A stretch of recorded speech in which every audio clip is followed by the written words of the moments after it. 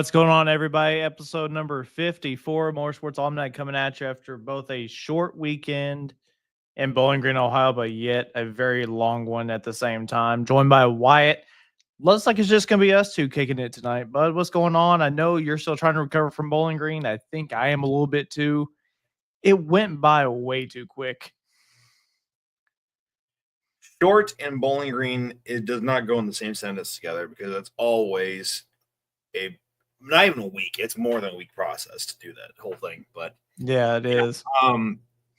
Honestly, starting to recover finally after it's a long drive, it's a long preparation, and getting home and getting unpacked and getting everything ready for your work week is kind of a long time. So finally getting back in the groove finally is kind of a good thing. Yeah, and I'll be honest with you, I'm kind of all the more excited for next year.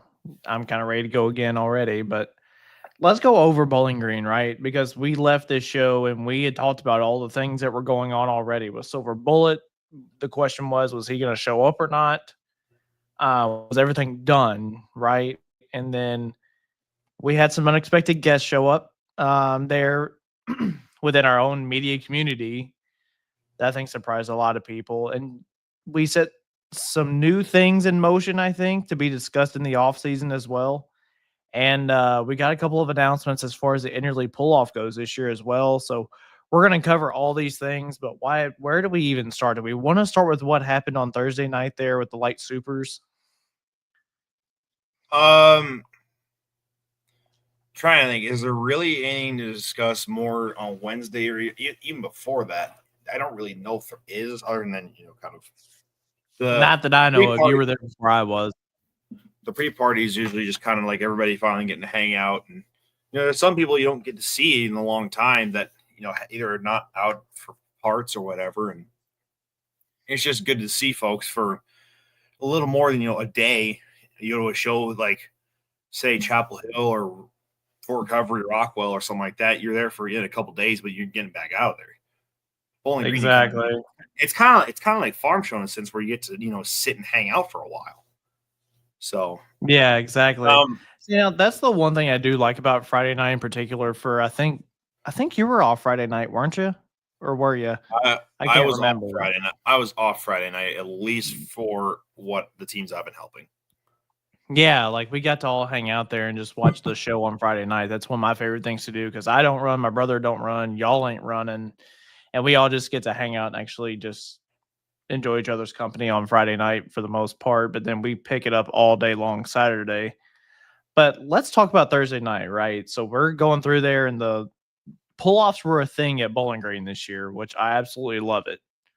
I love that we had pull-offs. It's a Bowling Green thing. It's not just it's not even pull-offs or like a common thing anymore. It's just basically right now a Bowling Green thing anymore. Yeah, you're exactly right. But we had how many of them go out? Did we have 5 total go out in the Light Supers on Thursday?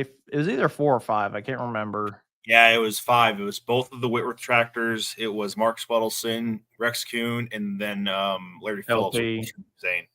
Yeah, so they all ran their primary heat, I guess you could say, and they all made the full pull mark. We were all expecting them to come right back until they made the announcement over the PA system. Hey, we're going to run this other class, let them get cooled off so that everybody's on even playing ground. And I'll be honest with you, after seeing it in person, it was able to be done on Thursday night in particular because Thursday just does not have the amount of hooks that Friday and Saturday night both hold, right? But I think it's certainly something to look at even at different locations. Like, say you're at a Region 2 hook and you can do that. I like the idea of it. I don't know where it goes from here, though, but I think it's something that needs to be discussed in the off season. Boy, there's some spicy things that can happen just discussing the thing about pull-offs right now. So, and this is not the only event that's happened this year, too. I mean, Chapel Hill had the same thing, too, which is funny because we had one class that waited, like the mini rods, Chapel Hill, but then Diesel Supers were the last class tonight and didn't.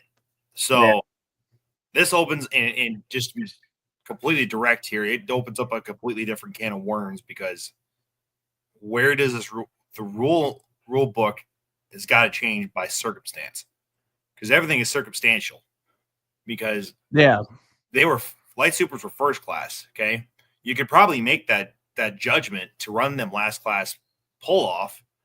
Oh, when they're absolutely. first class. But if you're last, why? What good? Just run them, just float it all, just be done. Yeah. So, which we never had a pull off for our class this past weekend at all. So I mean, if you're last class of the night, I almost think you have to float it. I think that needs to be the commonality there. yeah, I can But agree that's with just that. me. Yeah. So and it's been discussed on any social media platform, pull off and wherever that it needs to be circumstantial based upon either track conditions, vehicle count, where those vehicles hooked in the class, because that also matters, as well as the class order. right. Because class order, if they're first class, okay, yeah, we can judge or make it official to run them at the end. Whereas if you're last class, you're dealing with, all right, crowd size could be down, as well as heat is another thing. Because if you have a small class and if you have a small class last class, okay, they don't have time to cool down. Yeah, it doesn't do you much good. Now, 50 in a class, all right, the early ones can cool down, the late ones can't. So you really open worms there. Yeah, I totally agree. So, I mean, that's why we don't make decisions. That's what people that are in those positions of power make those decisions for. Now, I'll be curious to know if it is a thing that comes up because, I mean, there was another time this past weekend they ran the pull off right there, right afterwards. Actually, as soon as the regulation was over. Well, I was just thinking of the one in the open super class. What was the other one? Diesel Super on Saturday night. That's right. Yeah, that's right. Sorry. Yeah, but you got to think about that diesel super class on Saturday, though. There's not enough time. Well, there was plenty of time, but the amount of hooks that would have went down that track between when they ran the first time versus the second time, they would have been pulling around 12:30, 1 o'clock in the morning. Yeah, and well, you could also make that again. That's circumstantial because the semis do not have to run on a certain track. Yeah, so exactly. The semis could have been bumped over, whereas the diesel supers could pull off later on the same track they're on. Then again, it also changes track conditions. Your setup changes. The tire pressure is going to change when the sun goes down. So yeah, there was a lot of variation. Where do you draw the line at is the real question. So, and yeah, this exactly. is not this is just discussion. This is not for us because we can't make decisions. Yeah, I mean, it's a valid point and valid question, right? So there will be something that comes down the pipeline, I'm sure, whenever all that is transpired and done. But let's jump back over into Friday night, right? So we're all sitting there and Silver Bullet shows up in the old trailer, and it does have a diesel motor in it. It is a pro stock. I'm not going to lie. The little kid in me felt something different about seeing smoke roll out of that tractor. Sounded mean though, as whenever it came out the start line. I think everybody that has watched the tractor over through its progression, because it's not the diesel smoke for the Lussick family thing. It's the diesel smoke out of that tractor thing. Yeah, because literally the chassis is the same, the sheet metal is the same. Like there is nothing changed besides where you had to put a metal plate over where the headers had come out on the V8 engine. Mm-hmm. As well as scatter shields are different. Where the pipe's located is different. Yeah. And like we said, Lussicks are not new to the diesel game. I mean, they ran diesel super for a while. Right. So it's just the Silver Bullet specifically running on diesel is where everyone was like, all right, this is weird. This is not normal. Yeah. But For a first pass, I thought they did okay. They did great. I mean, it's going to take some time for them to figure everything out. Not so sure everything was in tune of where it needed to be, just based off the distance that it went, and there was a lot of blow by. So I'm sure they'll get that figured out and fixed and be back. I'm sure Sandwich will be there. If I had to guess, I would think Sandwich or one of the Ohio State hooks, or even like the end Canton there could be possibly where they end up. So he could go to Canfield with USA East there for their shootout deal too. Canfield's not that far from the Pennsylvania line, I don't think. I don't believe either. I don't know exactly how far it is, but it's there. Right. So it's just that tractor specifically blowing is just like you look at it and you're like something's off. It's just not right. Yeah. So they'll do great things with it though. The Lustics have always succeed no matter what class they've been in or what engine combination they've been in. Yeah, for sure. But I think another main storyline from this weekend is, and it was impressive, it was the 35 diesel trucks.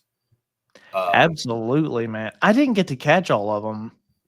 No, I didn't either. I mean, we were running. I thought Cummins Killer 2 run both times, but I made a point to be up there to make sure I saw that one run. Yep. That was one of the main points I think to over the weekend was huge is the diesel truck game in polling is here to stay because they have a presence, and it's one of those classes where it's exciting to see the driving capabilities of those in the class as well as the engine combinations and variety is there. Oh, it's going to be even more there in the coming years. So, yeah, I agree. I could see us getting up to 50 of those things at Bowling Green in the near future because there's still a couple off the top of our heads. We're kind of like, well, they're not here. They should be.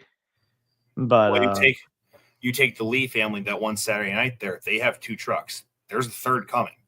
Yeah. We have some of our friends. They're building. There's one that we know for sure is building 2 trucks. There's another team that is building a second truck. That is a very well-known team. So it's in like the Cummins Killer team. That truck has been sitting there.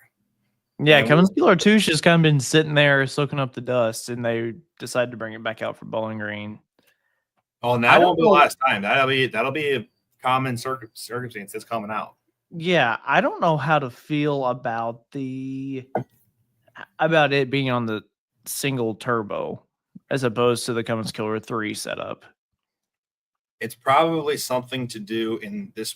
I don't know this for a fact. It has probably something to do along the lines of a test for Wegler program.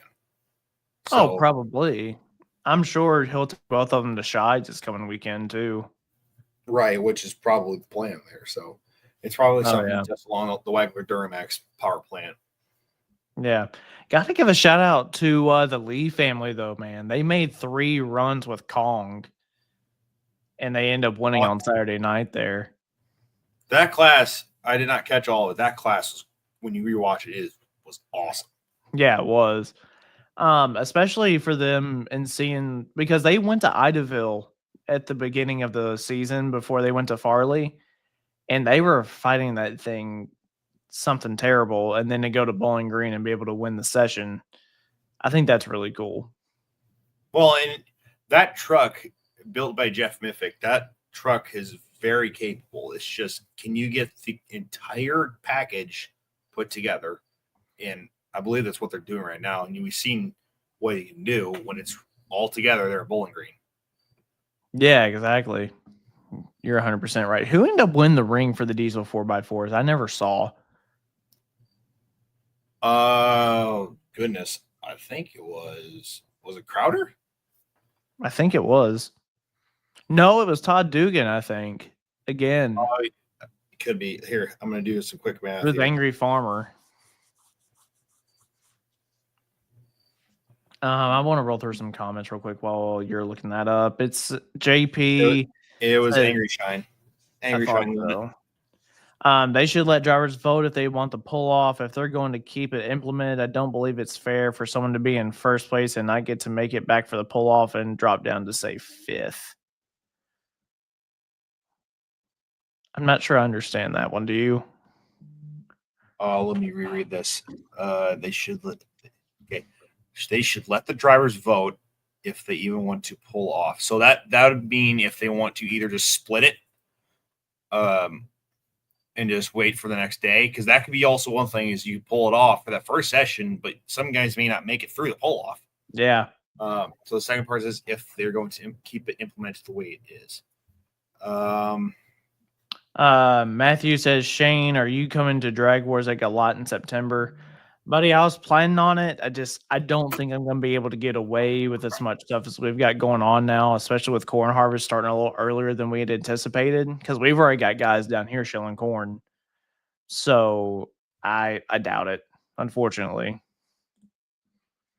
Adam Deckard said 2 Fords that I know weren't there. One was Jesse Warren for sure. The other one could be Terry Biggs wasn't there. Deadpool. No, he wasn't. You know who else I'm surprised wasn't there, and he lives in Canada, is the Evil Diesel. I don't know if he's ever been to Bowling Green. I don't think he has either, and I don't know why. Evil Diesel would be cool to see at Bowling Green. Terry Biggs, I understand why he wasn't at Bowling Green, but yeah, because he's still leading the points for the Pro Pulling League, right? Correct. Is their final hook this weekend for Diesel 4x4? I think it is. I think Super Farm and Diesel Truck is this weekend for finale. Yeah. Vanderholm Media, anyone see the Hot Shots video of Dan Scheid? Yes, I did. That was pretty funny. I have not seen that yet. I'll have to go and rewatch that. Yeah, they had a video of it was him dancing whenever he found out that Hot Shot Secret was both the sponsor for the ODSS series and the Pro Pulling League series for this weekend's event.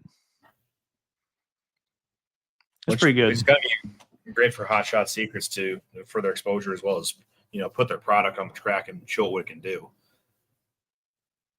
So. Oh yeah, for sure. So what night are we at? Are we in Friday night still? Well, or are we just kind of bouncing around? There's different things to talk about here and there. I mean, obviously the Diesel Super Class on Friday afternoon, the track was not, let's be blunt, track wasn't there. After 52 minutes to go down the track, it dries it out that much. It turns kind of to dust. It's not there. Yeah, exactly. Over 5,000, 6,000 horsepower to get put into a track. So, I mean, our class, we had second hook. So what can you do? Yeah. I mean, here's the thing about Friday. You hit the nail on the head. The amount of vehicles that went in front of us, it was going to be tough for us to be able to get ahead, especially being as late in the class as I was. Mm-hmm. The earlier you were, the better. And then turn around on Saturday, it was complete opposite on that north side. Yeah, cloud cover helped that track retain moisture so much better on Saturday. Correct, and usually that north side is not one to retain moisture very well. It's usually one to dry out. I mean, you see it's Friday afternoon. Oh yeah, that rain was sitting there swarming around us too the whole entire time. That was the crazy part. It's like everybody's kind of looking at the radar. It's like, are we going to get this class in? What's our point situation going to look like if we don't? Type of deal. Mm-hmm. Yeah, and you had to get certain tractors in, otherwise it wasn't going to count. Yeah, exactly. So, it's just it was tough in that situation because usually that afternoon is the one we usually fight weather on. So, yeah. Yeah, but we want to talk about Friday night meet and some of the people that we had the chance to meet while we were there. The crew from the Netherlands, the Power Weekend, the entire team that came over for Bowling Green, we got to meet them, and that was really neat, especially considering the interview that we did and all that stuff. So I really hope now that we get to return the favor one year and go over there and support their poll too. Yeah, and there was multiple discussions had amongst, either private conversation or group conversation about, the largest poll in the world, which one it is or what deserves it. And there was a common theme that if we can't make that judgment if you don't go to the poll and experience it yourself. So we can't Yeah. make that judgment about MATA because we haven't been Yeah. there. But I think we need to go for research and development purposes. I think that's what that falls under, right?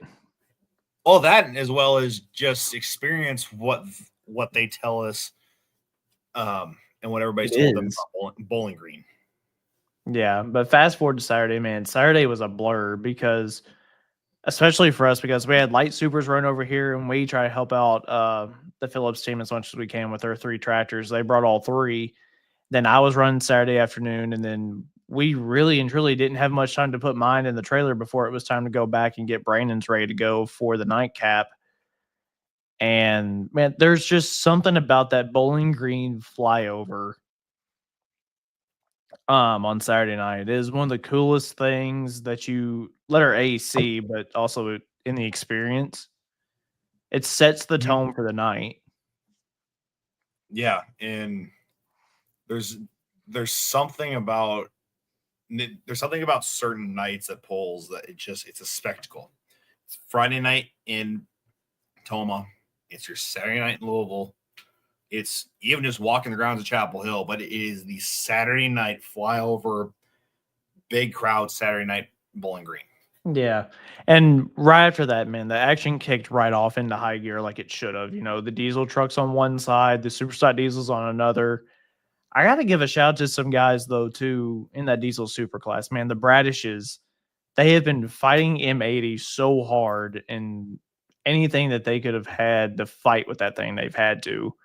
They got 2 top 5s coming out of Bowling Green this past weekend. That's huge for them. Yeah, they were ones. You had to watch out for the rain because Yeah, I know. because of that first pass and the engine program that they have, and we had discussed this. The engine program amongst the top 3 there is pretty dang similar based Yeah, upon it is. It really is. turbo location, fuel, and they're all pretty similar. And Yeah. it's I'll tell you the other one I gotta give a shout out to, man, is Holland. That thing is getting better and better with every single pass he has made down the track this year. You and I had the discussions. We really didn't know what the transition was going to be like going from a single charger at 8,500 pounds on a 540 engine to going to, I assume, 3 turbos on the diesel super. He's adapted so quickly and is doing so well for himself.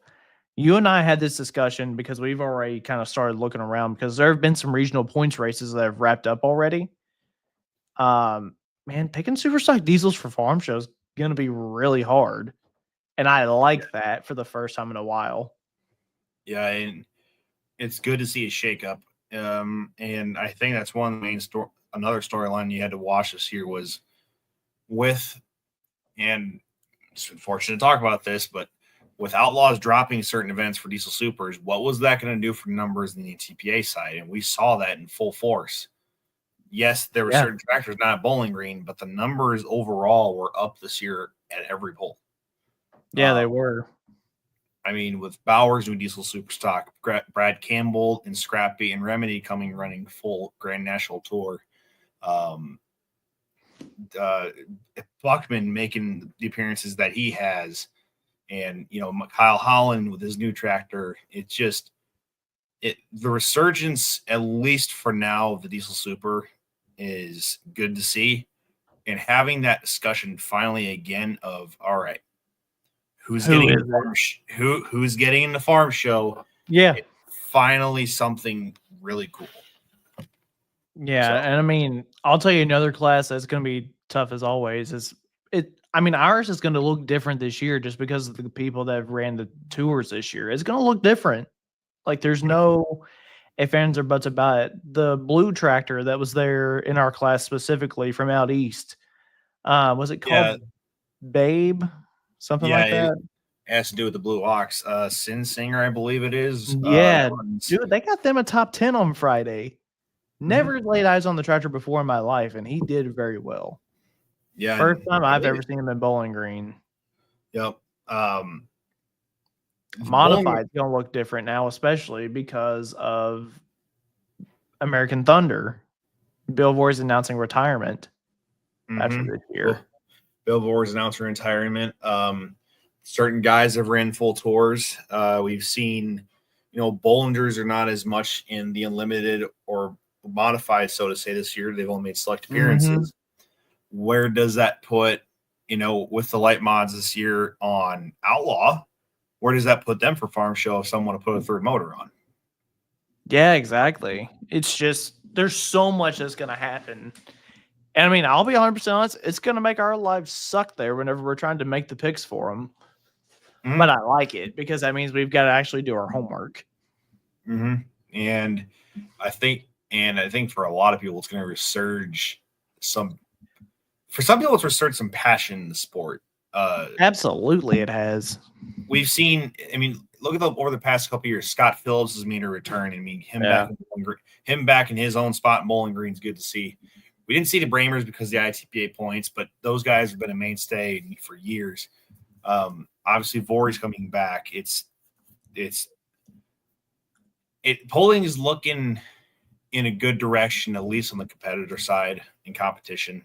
So, yeah, absolutely. And I mean, we've still got our ears down too. There are still things that are going to be coming within the next, not even just the next year, within the next couple of years, that is going to do the sport a lot of good.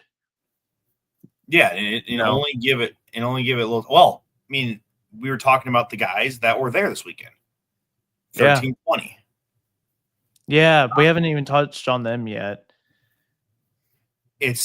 And everybody, and a lot of people have seen the posts already, and the photos on Facebook and whatever. 1320 being at Bowling Green. Yeah. It kind of looks so cool. You can see in the comments from those that are huge in drag racing. It's cool to see other outlets open their doors and broaden their horizons to see what other motorsports do and how it works. That's exactly what happened with us whenever we went to Galat. It's exactly what happened. Yep. But no, seeing the 1320 guys there, that was really cool. We haven't heard a timeline when their video will be out that they put together from Bowling Green, but the amount of shots that they took, I don't know how many people they came with, but it seems like they had people everywhere. I think it was Fred, Whitty, and another guy that was with them. There's probably 3 or 4. I thought there were 4 total, but I'll tell you the other thing that surprised me is that they were recording with their cell phones. Yeah. I'll be honest with you, as good as their stuff looks, that really surprised me.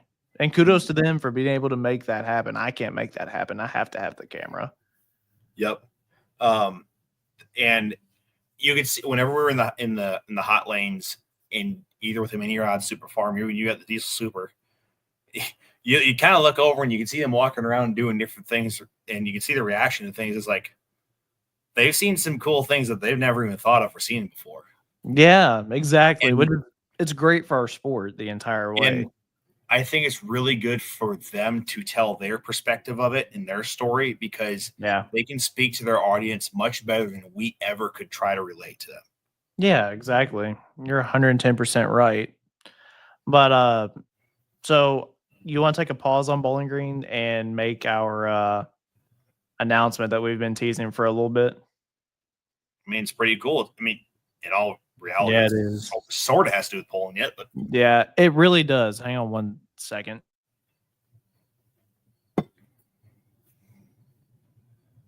Wow, we have a break in the action. Throw in your comments. Obviously, Wizard happened this weekend, so anybody else that has anything for questions and such, throw in the comments. Nah, man, I'm back. We're good to go. So y'all, I made the post yesterday. I know I made the post with the Lambada Mini, with the Parramatta weekend on it, right? This actually has nothing to do with that. That was just a picture I had in my camera roll that I took from Bowling Green that I used to get for attention. Motorsports Almanac has been invited to the Farm Progress show next week with Case IH. We will be doing Motorsports Almanac shows from there. They're going to have a area set up for other podcasters to be able to do shows, and we were one of the ones they reached out to. And we're beyond excited to go and hang out with them and do our thing. But also, I get to go to a farm show I've never gotten to go to during the show time. So we will have a list of guests that we're going to put up who we're going to be doing segments with while we're there. But yeah, guys, that's our big announcement that we're going to Farm Progress Show. We've been invited to go. And the list of guests could be a little different. So. Yeah, good. You never know who's going to show up in that during all that. Yeah. So that's one of the big things right now. Obviously, there's still stuff moving down the pipeline, and even speed of moving stuff down the pipeline. Did everybody notice that there was a new presence of a sponsor there at Bowling Green that has a very large presence in drag racing? Yeah, we haven't even talked about that yet. Skag. Mm-hmm. Talked to Joe Etter. It was on the front of his tractor, and there were Skag flags flying all around the place. I'm curious to know where this is going to go from here. If it has to do with Joe Etter, which is a modified, which has a large banner in itself and surface area for sponsorship. Correct. And as well as, they have power equipment. They had power equipment on the ground. So we could be seeing some movement, at least in more motorsports where Skag can be moving. Yeah, that's going to be really neat. I don't know what that's going to look like, though. Like, are they going to become a tour sponsor? Are they going to become a class sponsor? Are they going to be a Galaxy Tour sponsor, Mm-hmm. That's all things to kind of think about, which I really like, because that means we're starting to attract those, what's the right word for it in the business world? The retail consumer, maybe? Retail consumer, corporate sponsorship, really. Well, and it's a sponsor that understands its audience based upon what they do besides their hobby. Obviously like to do motorsports, but everybody has a day job or something that they use stuff like that for. Exactly. I can't tell you how many mowing businesses are in my county alone. Seems like they're everywhere. Well, not just mowing, a little bit of construction and forestry and different things like that. It's just it has a lot of it can be a lot of movement in a little bit of time. So yeah, exactly right. Which just makes me wonder who else is kind of watching on the truck and tractor pulling side now. But it is moving in the right direction, and that's a good thing to see. Absolutely. And so I do want to take a poll. If there was a way I could make a poll while we do the show, I would. Do you guys think that there would be an interest in a fancy tractor pulling app that works just like fantasy football? I think yes. And we're not talking like pick one pull like a bet and see what it does. Like, we're this is an like entire season long. Yeah, like this is for a whole season type of deal. Like you pick a vehicle or two from a class. Yeah. And it follows a point series. Yeah. I think if it's introduced to the right people, it would work. Right. And it also could be along the lines of something like, all right, you think this team is going to be really good in points this year or win the points. So you choose them. I agree. I think it's something to definitely kind of considering where we're heading towards in the tractor pulling world. It's something that's never been done. Mm-hmm. I think it needs to be tried. I mean, at this point, it's willing to try anything because constant growth is always growth. Yeah, because how many times are we all like, oh, I wish we could all pick these people and put them on a team, right? Mm-hmm. From the different classes. Right. So, let's move Jacob Bayer. That sounds like a good idea. Jacob, so the problem I have with it, I am not nearly computer savvy enough to be able to develop it and make it. That's where we're already going to hit the first hurdle. I'm not near smart enough to do it. Mm-hmm. Well, I can come up with the idea, maybe come up with the rules, but as far as the programming and all that goes, yeah, I'm not the guy for that. It's something to contemplate. There's always ideas are always moving. Things are always being discussed, so it'd be interesting to see where it goes. Yeah, it would. Let's jump over to Brainerd real quick. I mean, we kind of told ourselves this was going to be a short show because we're both still too many rule differences and changes in tracks versus fields. I also think you're basing on one vehicle versus a team. That's where it gets complicated. Yes, but also, see, now here's the difficult part for this, right? The 3 association deal. I feel like whenever you go to make it, you would have to choose like, okay, this league is going to be for the outlaw group, or this league is going to be for the pro pulling league group type of deal.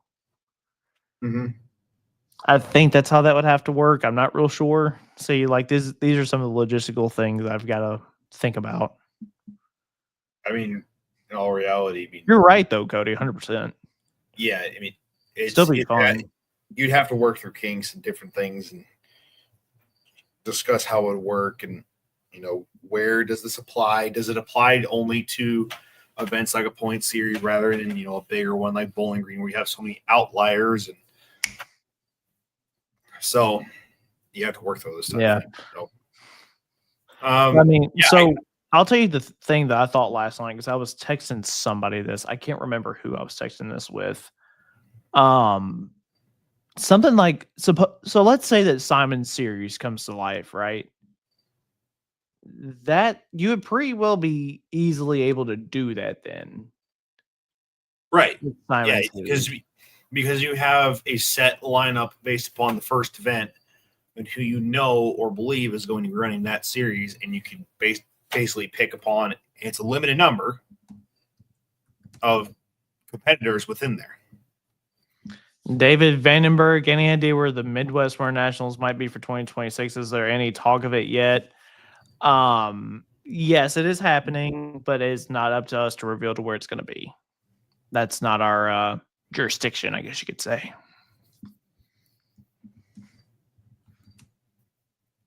Cody's comments is still when one vehicle's on the track but has a different driver or hooks at a pole that isn't in the schedule, what happens? So the one thing I can compare that to is, I mean, you look at drag racing, the Night Under Fire, say drag racing bracket bonanza or something like that would have the drivers. That's for the event that is scheduled to be at. All right. And you pick and you locate game, like NFL is NFL games. It's strictly that. It's nothing in or out of it. No Pro Bowl, no nothing like that. And you could probably dictate that to polling based upon just certain point series like this, like a Grand National vehicle only applies to Grand National events, or a regional tractor only applies to this certain region event.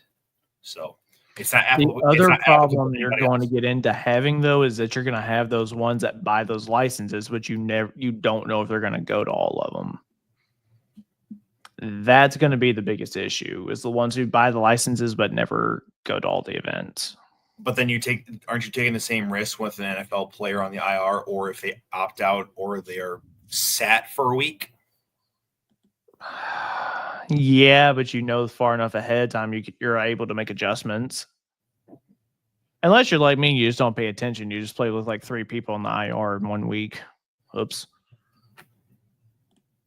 It's an idea.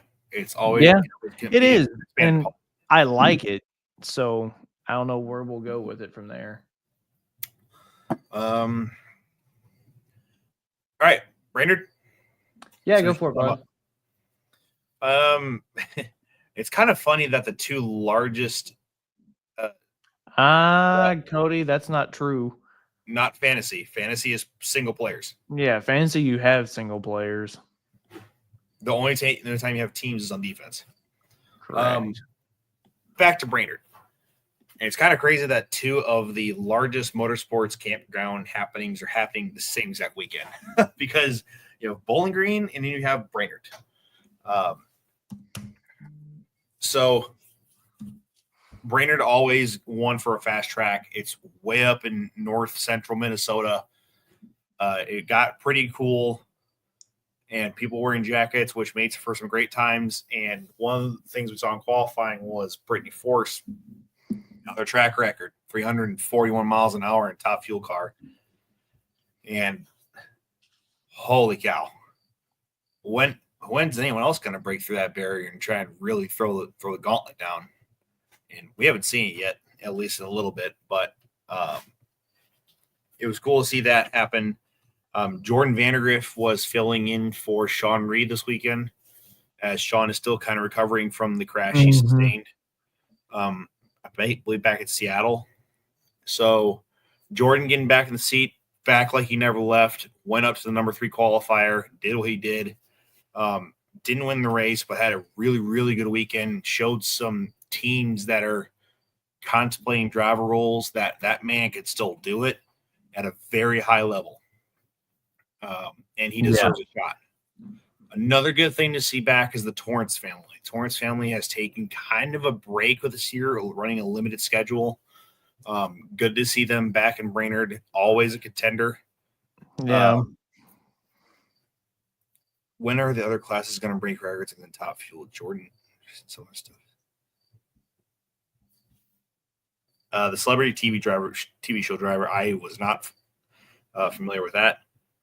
Other records, I mean, I don't know if it's other records, but I think we're on, like, Pro Stock Motorcycle, we're on the glimpse of parity again. I mean, John Hall just won a race. Andy Smith's really close. Richard Gadsden's mixing it up. Davis, the other one of the Vance and Hine bikes, is throwing his name in the hat. Chase Van Zant's always good.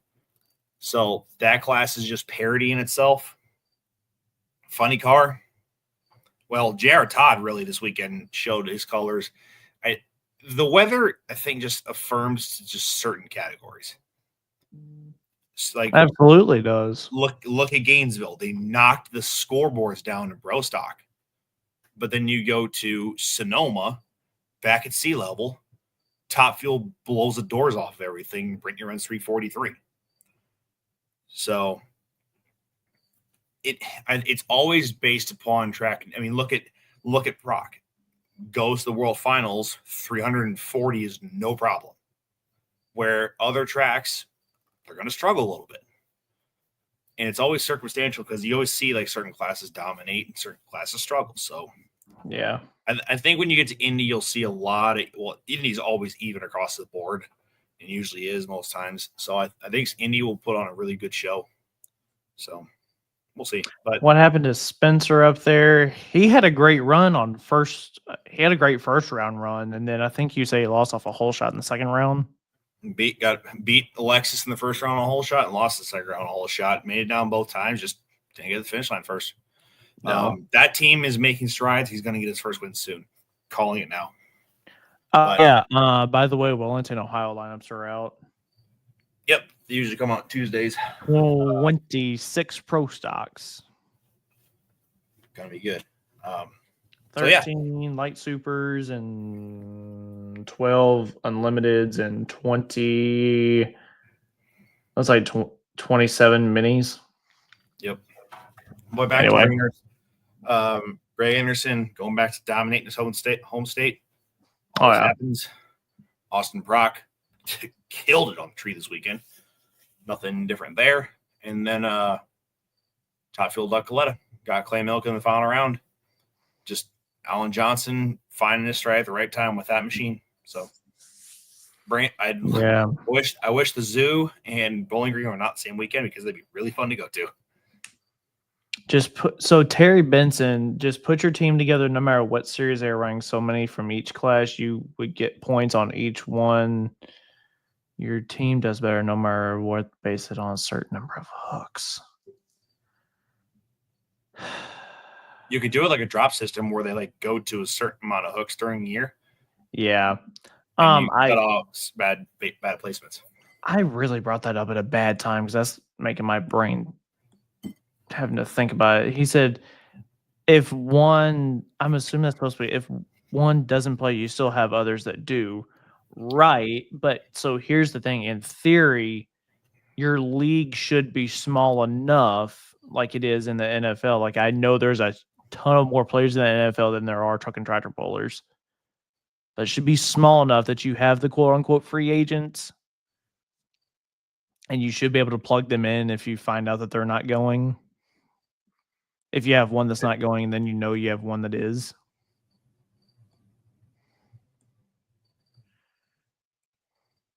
Sean Reed getting a finger amputated and then coming to the show. That's dedication. That man was drinking a beer in the hospital room. Sean Reed is a kick-ass dude. So, yeah. Anything else to really cover? Oh, Vanderlei. Oh, yeah. See, now we talked about this before we came on here, and then we turned around and forgot again. Go ahead. No test order. I want you to go first on this one. I don't know how I feel about this yet. So they said in the drivers' meetings that there's not going to be a test puller at the Enderley pull-off this year for the classes. There'll still be a test puller, but there's no option anymore. Yeah, but here's my thing. How often do you see that dropped to begin with there only being 4 or 5 in your class? Classes where you can cool them down the quickest, aka us. 4-wheel drive, 2-wheel drive, super, mini. Well, maybe open super, but alcohols can. Lights, I would consider the lights before opens. You would see that. Yeah. I don't know how to feel about it. I think it's gonna be really interesting. But I don't think you should. I don't think you should pull a rule for a certain event.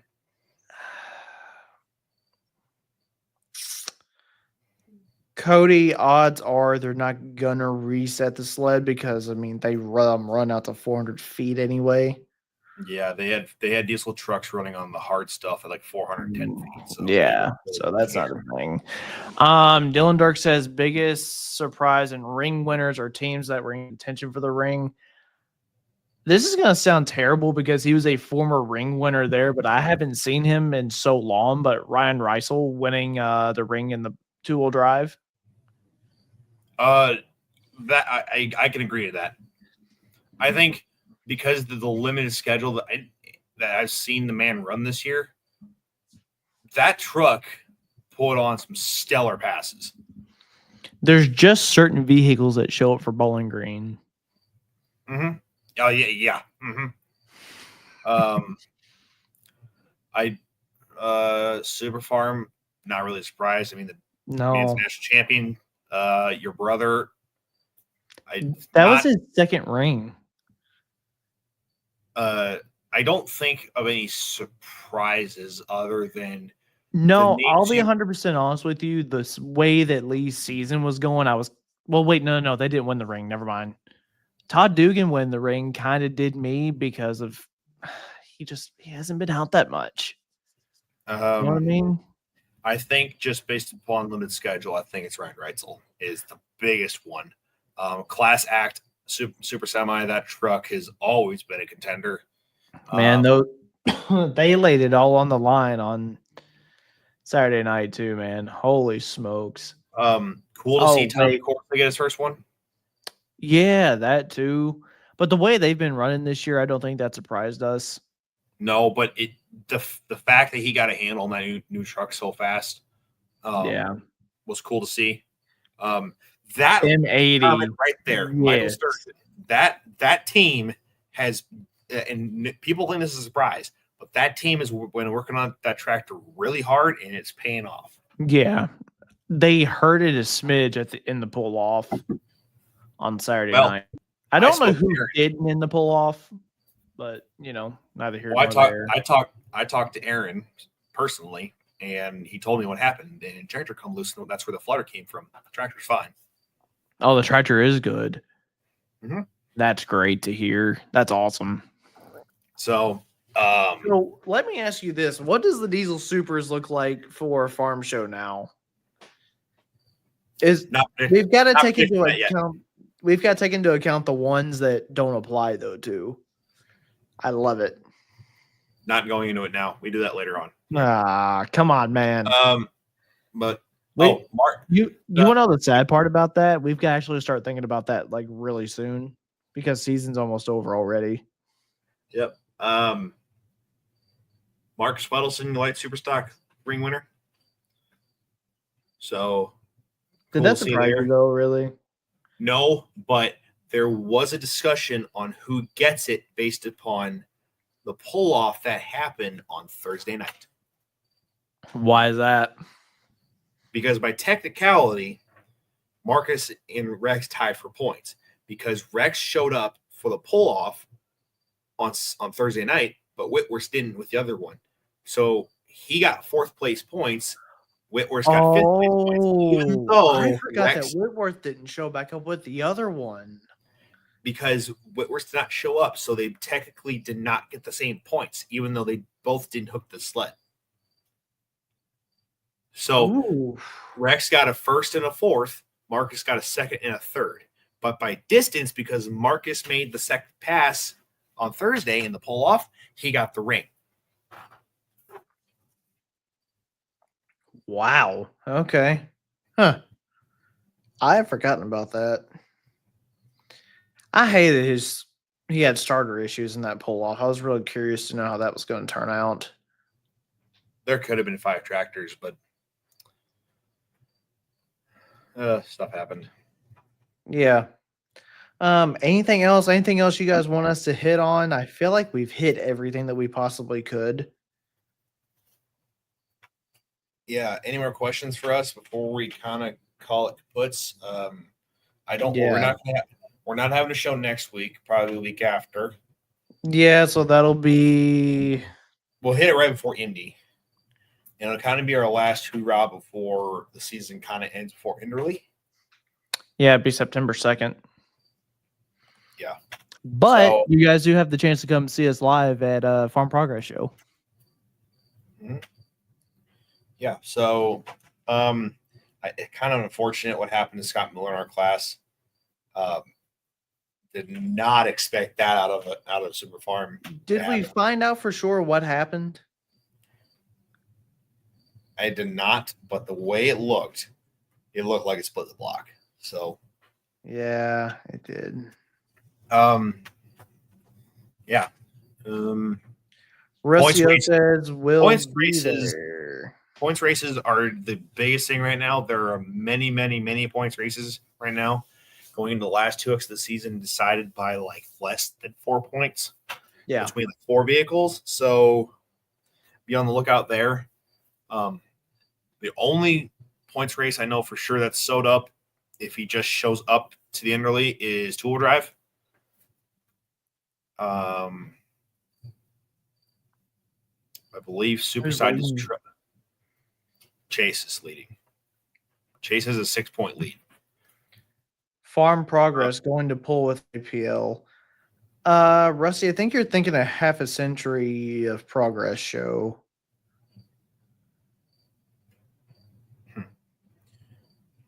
And then I believe diesel trucks are also decided. They're done. They don't pull anywhere else, dude. Oh, wait, we've still got Canton to go yet. Well, diesel trucks have Sandwich yet, which is 1 hook. But if Kellogg were to just show up, it's not over, but it's highly unlikely. Yeah. Mini rods are real tight right now. Full drives are super tight right now. Super farms are tight. Super farm is really tight. Superstar diesel's really tight. Even though triple bypass didn't run on Saturday night, he's only 1 point out of the first place points right now for points right now. Yep. Modifieds is a 7-point spread, I believe, with 2 hooks to go in Sandwich before the Enderley. Pro stocks are pretty well. It's going to be one tractor or the other. Yep. Team well, tractor. It's something very unlikely would have to happen. But yeah, something like. But it's not done. No. You still got, let's see, 2, 4, 5 hooks to go for pros, I think. Yeah, 2 in Sandwich. Well, 5 before the Enderley. one Yeah, in that Welling. still messes with me that Indley's a point took this year. Mm-hmm. So yeah, light super's really tight. There's 5 tractors within 9 points with 3 or 4 hooks to go. Semis, it's a two horse race, I believe, right now. Yeah. Light mods, it's a 2-horse race there too. Other than that, I mean, Yeah. pretty much it at this point. Yep. All right, man. I say we call this thing quits. We told ourselves we'd see either right at an hour or right under an hour, and we're about 4 minutes there. So I say we call this one good. So I am heading to Campbellsville, Kentucky this weekend with TNT to announce their show. You guys are going to Badger State, aren't you? We are going to Highland, Wisconsin. Dirk Drury, one of the good men of the sport. Dirk's been tech official for 30-something years in Badger State. And he announced last night that this is his last hurrah. And the fact that he helps put on the Highland pole, as well as he's going to be able to make a final pass in a pro stock at that fall nationals, just going to support the guy any way we can. And Highland's a good track and a good show, and going to go support them. Yeah, man, sounds good. If you guys can, just go support any poll that you guys are close to this weekend. It's gonna be a fun one with Wellington going on this weekend. Shy Diesel Extravaganzas this weekend, and we're inching closer and closer to the end of the season. It will be here before we know it. Go support your local association. It's gonna be fun. We don't have many weekends left, honestly, before the season really winds down. We're in the fall.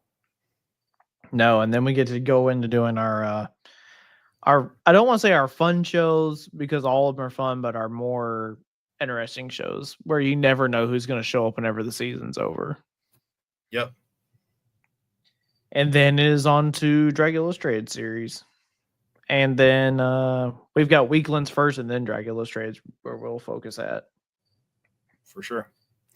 That's all I got. Yeah, man. Good show tonight. Good show. Thank all of y'all for joining us. If you guys see us at Farm Progress, definitely come by and say hey. I'm sure Case IH will really appreciate you guys swinging by there at the booth and everything. So until then, we will see y'all next time. September the 2nd, I think, is when our next show is. Yeah, September 2nd. Peace. See ya.